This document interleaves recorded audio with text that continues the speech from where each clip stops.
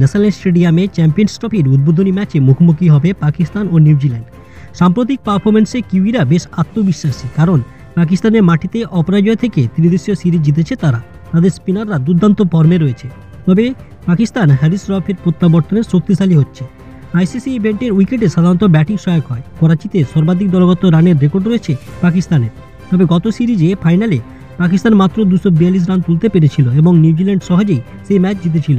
Champions ট্রফিতে এর আগে 3 বার মুখোমুখি হয়ে সব ম্যাচে জয় পেয়েছে নিউজিল্যান্ড। তবে ঘরের মাঠে পাকিস্তান শিরোপা ধরে রাখতে মরিয়া। অধিনায়ক মোহাম্মদ রিজওয়ান মনে করেন তাদের ছোট করে দেখলে বরং সুবিধাই হবে। সাম্প্রতিক 11টি ওডিআই দৈরতে পাকিস্তান 6টি ও নিউজিল্যান্ড 5টি জিতেছে। তবে শেষ 4 ম্যাচের মধ্যে কিউইরা 3 বার জয় পেয়েছে। পাকিস্তানের দুশ্চিন্তা বাবর আজমের ব্যাটে 21 ওডিআই ধরে 17 রান নেই। নিউজিল্যান্ড শিবিরে ধাক্কা লেগেছে লকি ফার্গাসন ও বেন সিয়ার্সের চোটে। রচিন রবীন্দ্রকে খেলানো নিয়েও অনিশ্চয়তা রয়েছে।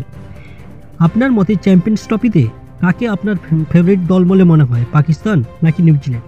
কমেন্টে অবশ্যই জানান। আর ক্রিকেটে এরকম নিত্য নতুন খবর পেতে আমাদের চ্যানেলটিকে লাইক, শেয়ার ও সাবস্ক্রাইব করে আমাদের পাশে থাকুন।